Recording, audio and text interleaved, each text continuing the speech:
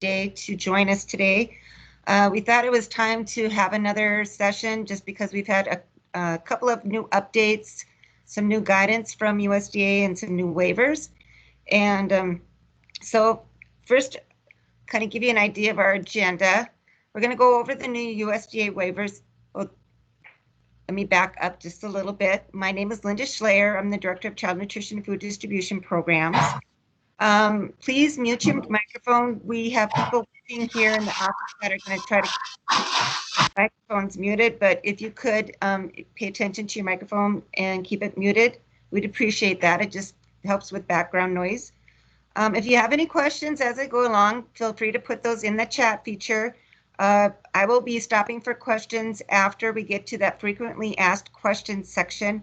And then Stacy Morawski is going to take over with at-risk after-school meals, and she'll answer questions after that part too.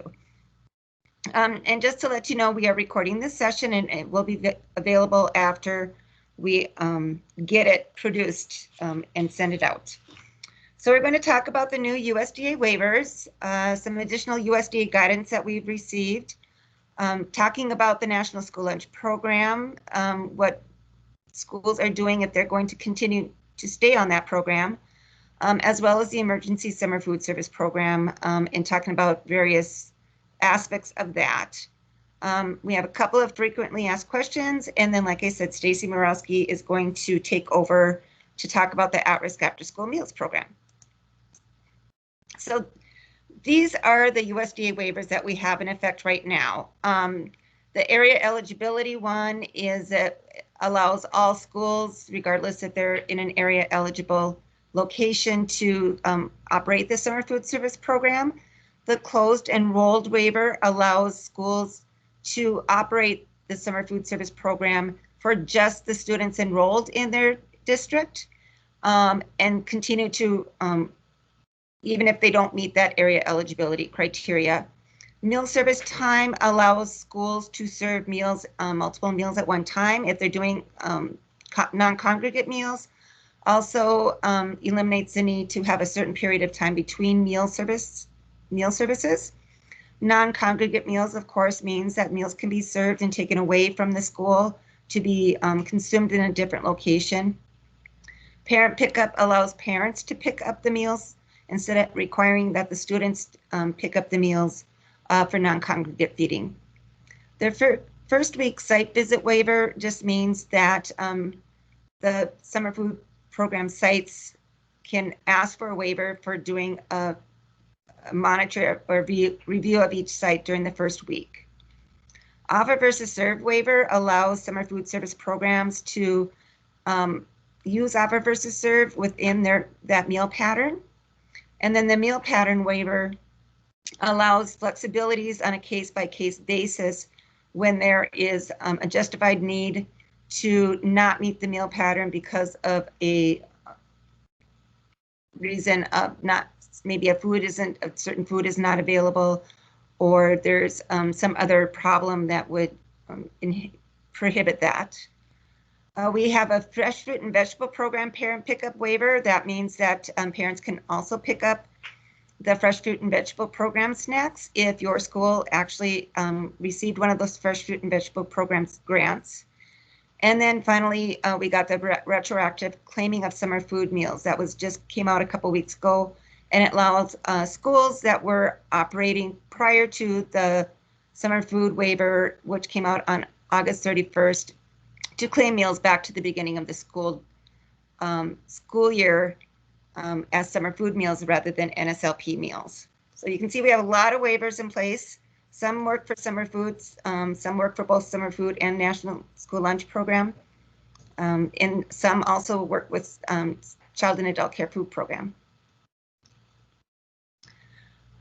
Some of the USDA guidance that we've received so far, the requirement to provide meals. So we asked USDA if a school would have all of their cooks quarantined where they did not have food service staff, if the school was still required to provide meals to their students. And the answer was yes, because the school also has an agreement with the state agency to serve meals through the National School Lunch Program and the Summer Food Service Program. is kind of piggybacking on that National School Lunch Program agreement. It means that, yes, the school is responsible for providing meals, even if their food service staff are quarantined. There are multiple ways of doing that, pulling in staff from other areas, making meals from very easily prepackaged foods. Deb Eglund and Rhonda Amundsen in our office are working with schools already, providing some information and suggestions for those type of meals. And feel free to contact us if you have questions or have that issue within your school, and we can help you figure it out. The requirement to provide non-congregate meals. So if a district chooses to use the non-congregate meal waiver, then any student who is not located within a school building and requests meals through the school meals program, and if the school is providing those meals to any students, they have to provide them to all students in a non-congregate setting. So for instance, the school couldn't just provide those non-congregate meals to elementary students and not to high school students. If you're going to provide non-congregate meals, they have to be available to all students who are not actually in the school eating at the school. A la carte foods, many schools asked if they can continue to sell second milks or other a la carte food items, and yes, you can, as long as you maintain that all of the revenue from those a la carte foods goes back into your food service account, and you must charge more for those foods than what they cost. Reviews, summer food and school nutrition programs. I'll be talking a little bit about the summer food service program reviews a little later. Of course, if the schools are not operating the National School Lunch Program right now, there's certain aspects of that school administrative review that can't be done. But I do know that our school review staff are working with several schools already to begin to collect some of the documentation for their administrative reviews. If the schools go back to the National School Lunch Program in January, as is planned right now, then we will begin to look at doing those administrative reviews in the remaining parts of those administrative reviews at that time. After school snacks, instead of the after school snack through the National School Lunch Program, the USDA has provided a waiver so that all schools, regardless if they meet the area eligibility requirements or not, can operate the at-risk after-school snack and meal program through the Child and Adult Care Food Program. Stacy Morowski, like I said, is going to be providing more information on that program and how to get signed up for it when I'm done with my part. And then the special meal program, very few schools in our state do operate the special meal program. If that is something that you're concerned about, you can contact our office. We'll handle those on a case-by-case basis.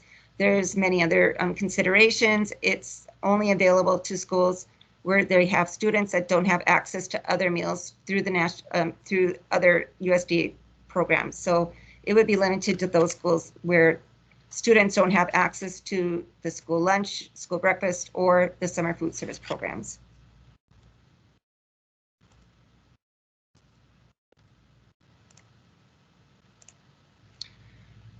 We do have quite a bit of guidance that's pending. It's still at USDA for final decisions on what is going to happen this school year. Free and reduced priced applications, we have encouraged districts to continue to collect those applications because it's very possible that we'll be going back to National School Lunch Program where the free and reduced price eligibility goes into effect again January 1st. So USDA hasn't specifically said anything about the free and reduced priced applications, but since they haven't said you can't, we're just encouraging schools to continue to do that. Verification also is another question, whether or not districts should continue with verification. Again, we recommend and we are guiding our districts to continue with that verification process as they are collecting applications. If we hear anything different, we will let you know, but as of right now, we are assuming we're going to keep on the normal process when we're looking at applications and verification. There's that verification summary report.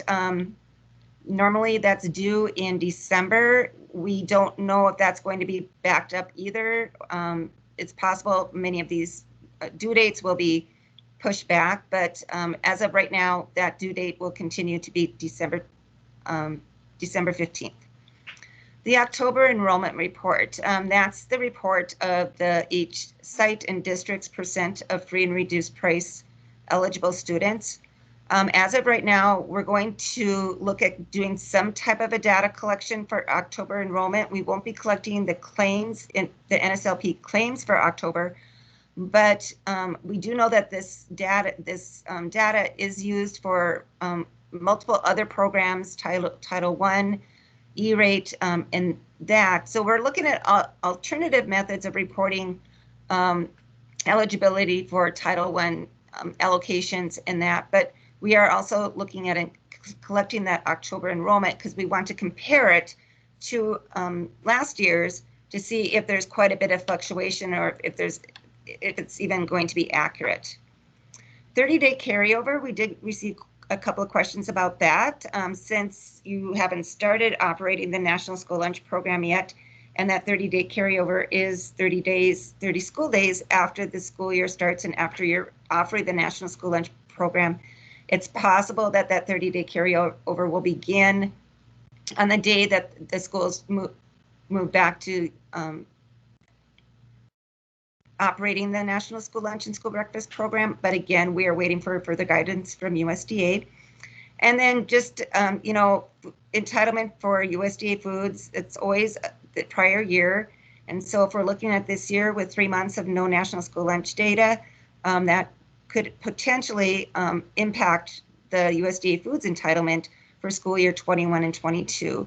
Again, USDA is looking at that. I know that for this school year, they did do some allowances, and I'm sure that for next school year, they will also look at that to make sure that it's equitable and accurate. Again, we will keep you posted when we hear more about these items. So with the National School Lunch Program, schools can continue to provide meals through those programs if they prefer to do that.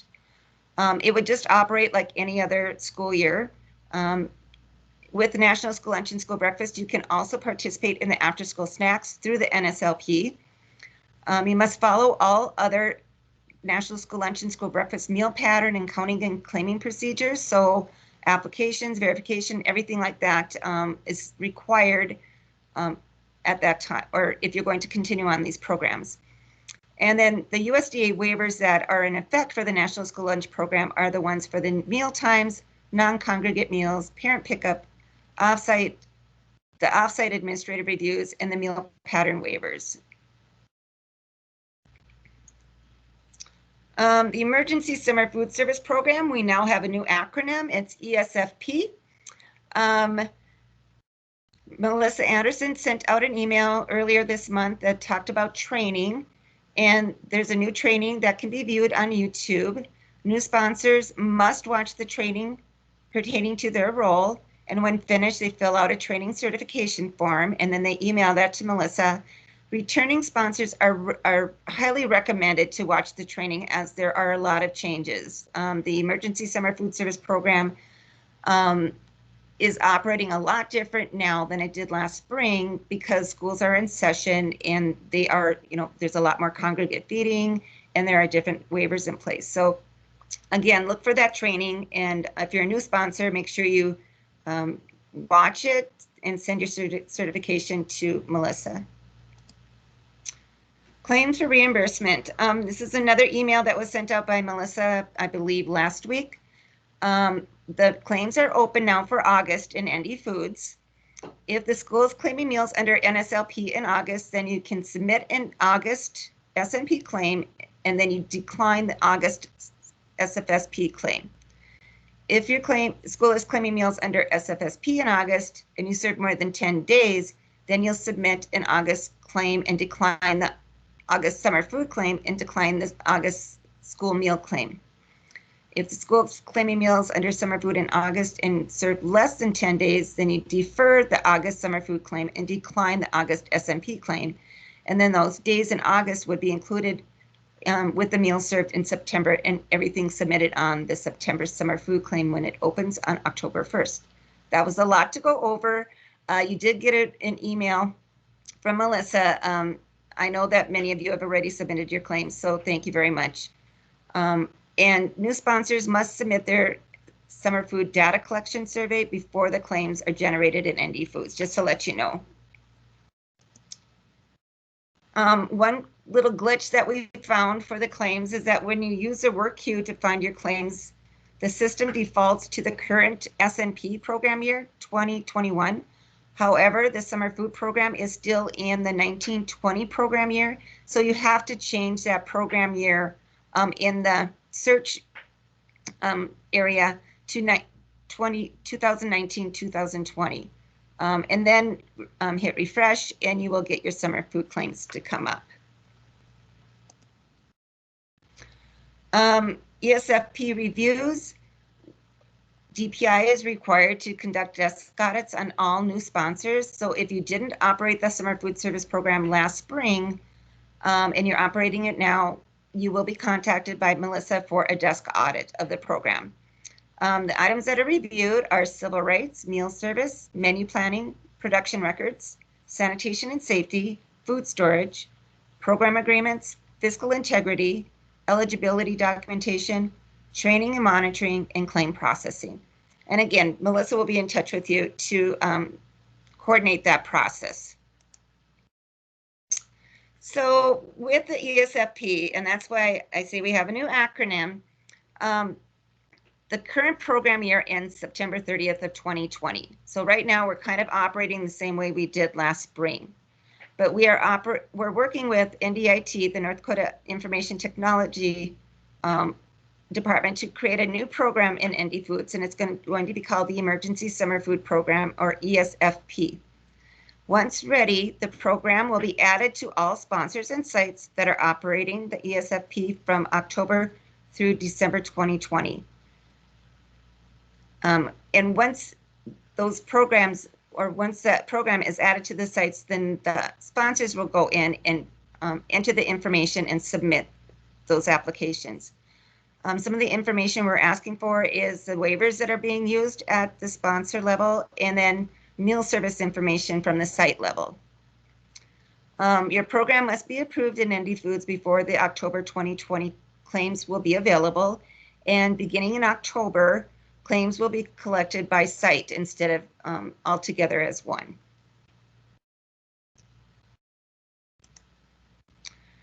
Some frequently asked questions that we've received so far, among many others, these seem to be the frequent ones that we're getting. Are we required to serve milk with the fresh fruit and vegetable snack? There's no milk requirement for the fresh fruit and vegetable snack, even though a lot of schools have served it with their milk break, and I think that's why this question comes up. But the fresh fruit and vegetable program is just fresh fruits and vegetables. There's no milk mentioned or required. Milk must be offered at breakfast and lunch, and even then, milk is only offered. No one has to take it as long as the school is using offer versus serve. May we take meal counts based on attendance or plate counts, or some other method like that? Only counts of actual students when they take a reimbursable meal are allowed. Attendance and tray counts are not allowed for claiming meals. Attendance is not reliable because students might leave before lunch or have a cold lunch. And tray counts are not reliable because students build trays, need a replacement. Adults take trays too, or sometimes trays just are dirty and you put them in the sink and you don't use them. So make sure that your meal counts, even though with the summer food service program, you only have to do a head count. You don't have to do them by individual student eligibility, but you still do need to make sure that the students receive a reimbursable meal and that it's counted at that time. Another question is, does the ESFP serve meals to all children in the community or just to enrolled students? This is up to the district. The districts have the choice of serving meals to all children in the community, 1 through 18, or even specific areas within the community, maybe specifically low income areas, or they can limit the meal service to enrolled students. That's entirely a district decision. All right, so there's my contact information, and I am ready to answer some questions. And I have asked Melissa to chime in if she has a better answer.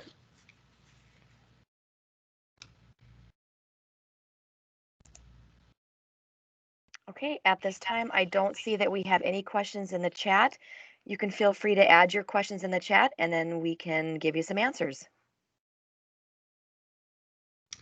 Okay, while Melissa is watching for questions, I'm going to switch over to Stacy's presentation.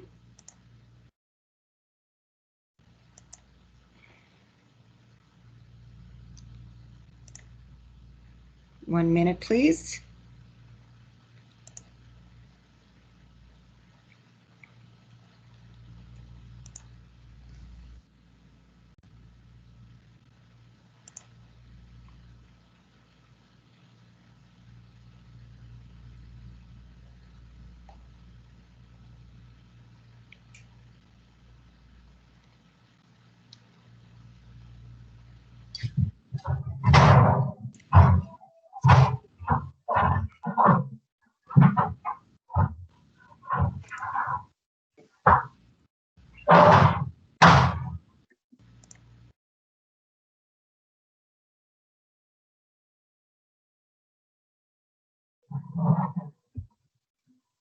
Yeah.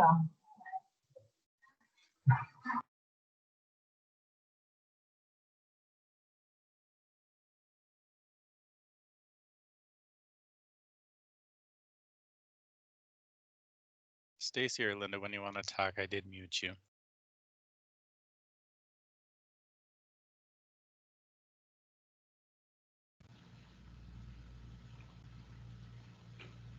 Can you see the new presentation on there?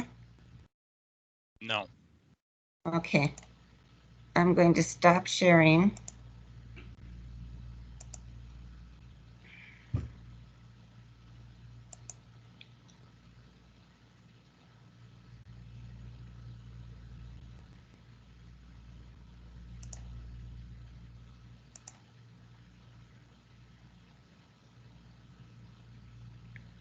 How about now? Yes. Okay, wonderful. So Stacy Morawski, our Child and Adult Care Food Program Manager, will be presenting on the at-risk after-school meals, and she will be taking questions after that. I am going to check one more time with Melissa to see if there's any questions for me before we get started. There are currently no questions in the chat. Okay, thank you. Go ahead, Stacy. All right, can everybody hear me now? Scott, I can see your picture. Can you hear me? You're good. Okay. All right, good afternoon, everybody. We are going to go over the CCFP at-risk after-school meals. On September 18th, USDA released a memo, and this waiver allows schools and after-school care centers, regardless of their location or their free and reduced price percentage, to serve at-risk school meals and snacks to students after the regular school day, and this goes through September 31st or until funds are exhausted. So it follows the same summer food service emergency program. This waiver gives schools the flexibility to continue serving their after-school snacks, but you're not allowed to claim them as NSLP at this time. You'll have to switch to the after-school program with CCFP. With the after-school at-risk component, you must offer an educational or enrichment activity very similar to the NSLP after-school program. You must document attendance and take separate meal counts. And with this program, you can get reimbursed up to one meal, and that would be supper, and one snack per child per day. You are reimbursed at the free rate, so your snacks are reimbursed at 96 cents a snack, and your suppers are reimbursed at $3.51 plus an additional 24.5 cents for your cash in lieu of USDA food credit, and that gives you a total of $3.75 reimbursement for each supper that you serve. The snack meal pattern, you must serve at least 2 of the 5 credible components. Our 5 credible components are milk, fruit, vegetable, grain, and a meat alternate. For the CECFP program, your fruit and your vegetable are considered separate components. If you serve fruit and a vegetable at snack time, they must both meet that 3/4 of a cup for each item. So that would roughly be 9 baby carrots and you could add 3/4 of a cup of apples. Sorry, I went a slide over. Milk and juice cannot be served as the same component for snack.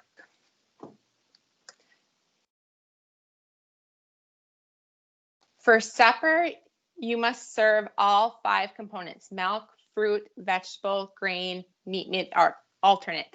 There is an at-risk offer versus serve component about supper that we'll talk about in a few slides.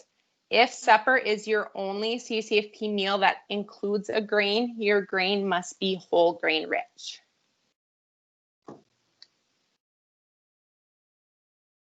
Milk for at-risk meals can be low fat or fat-free milk. It can be flavored or unflavored, and the serving size is 1 cup. Non-dairy milk substitutes follow the same rules as the NSLP guidelines. They must be nutritionally equivalent to dairy.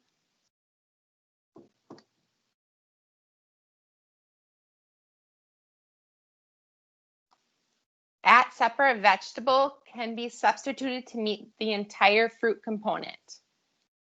So remember, a fruit component has a required 1/4 cup serving and the vegetable has a 1/2 cup serving.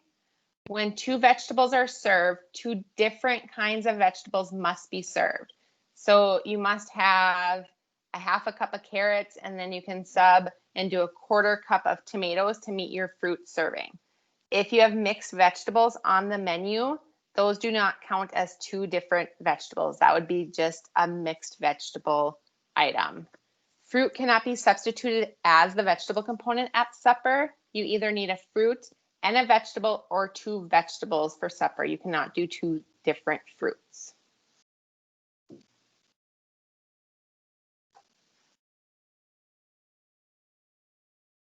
You can serve a fruit and a vegetable at snack. They are considered separate components.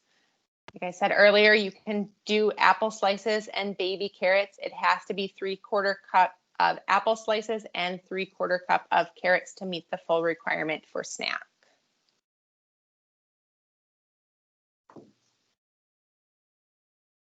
Meat alternates are allowed on the CCFP program. Yogurt needs to meet the sugar limits. That USDA standards are 23 grams or less per total sugar per 6 ounces. A common serving size for schools is a 4-ounce yogurt, so you have to have 15 grams or less of total sugar for that 4-ounce yogurt. Nuts and seeds can be served. They only meet half the total of meat alternate requirements. So if you do a bag of sunflower seeds, you would have to have another recognizable meat as a cheese stick, and then students would have to take both to meet the full meat component for supper time.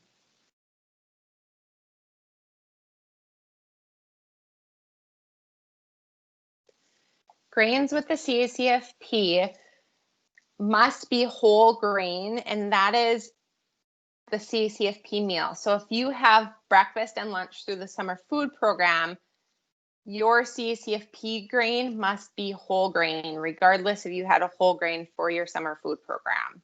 It is once per day. If you are only serving snack and your snack does not include a grain component, you do not need to worry about your 1 grain per day being whole grain. If your snack does include a grain component, if you have cheese and crackers on your menu, those crackers have to be whole grain if that is your only CCFP meal for the day. If you are serving supper, and your snack did not have a grain or a whole grain, your supper then would have to have the whole grain to meet that 1 meal per day or 1 whole grain per day CCFP requirement. With the CCFP program, grain-based desserts are not credible as a grain at all. These include cereal bars, breakfast and granola bars, marshmallow cereal treat bars, cookies, donuts, sweetbreads, cinnamon rolls, toaster pastries. Regardless if they are whole grain or not, they do not count as a grain serving for the CCFP program. Cereals are credible for snack only. They are not credible at supper time. They must also meet the sugar limit set by USDA, which is 6 grams of sugar per dry ounce.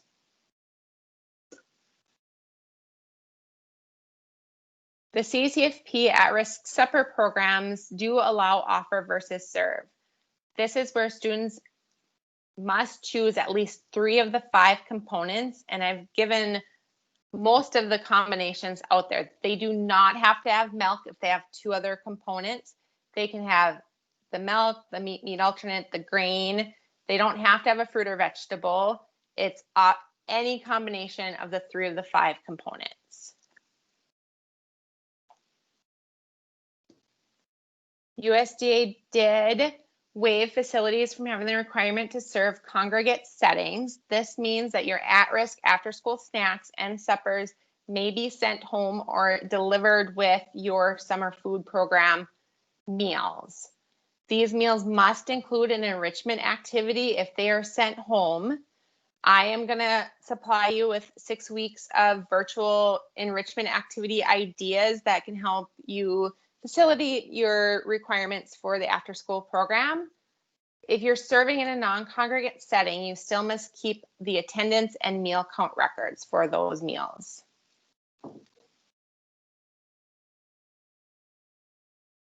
Now, the big question is, how do you sign up for the CCFP at-risk after-school meals? You would log into ND Foods and go to your site or go to your sponsor profile and add a program.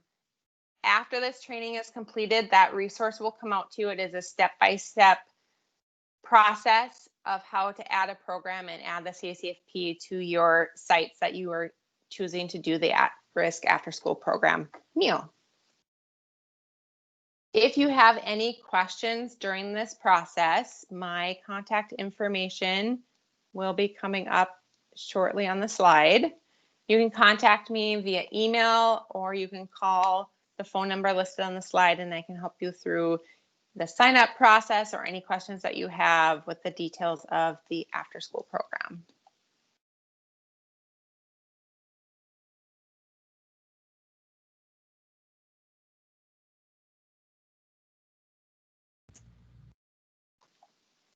All right, Melissa, do we have any questions for Stacy? We have no questions in the chat. Okay. Would anyone like to unmute themselves and ask a question?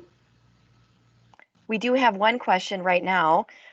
If currently enrolled in CACFP, do we need to change the sites to at risk?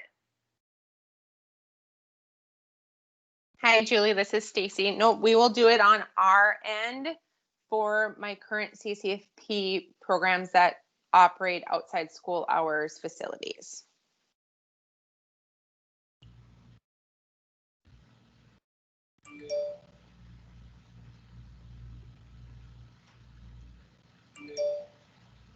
Okay, we have another question.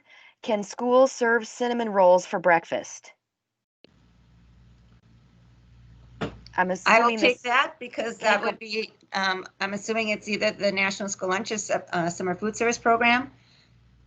When operating those 2 programs, not the CACFP, but the summer food or the National School Lunch, you can serve cinnamon rolls for breakfast. It's just CACFP that prohibits the serving or doesn't allow crediting of grain-based desserts.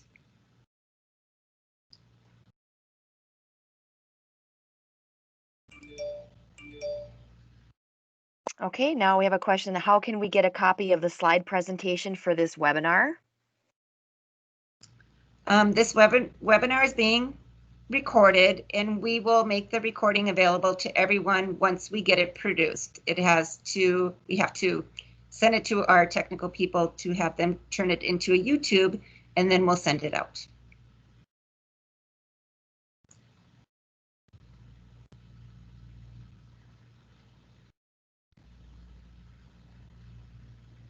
Again, if you have any questions, please add them to the chat. At this time, there's no questions.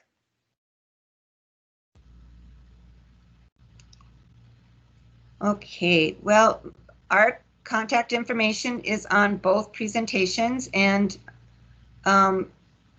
it's also on our website and other places where you can find our contact information. So please, if you have any questions after this, feel free to send us an email or give us a call. We will be, like I said, we recorded this presentation and we'll be sending it out once we get it turned into a YouTube video. And if anything else comes up, we'll be sure to let you know as soon as we find out from USDA. Again, I want to thank you very much for joining us today. Appreciate everything you do. Every day, I'm sure, is a huge struggle for you. And I know that the students really, really appreciate it. If you want to get a physical copy of the PowerPoint, you can just send us an email and I will email it back to you. And I'll put my email address in the chat just in case you don't have it. There.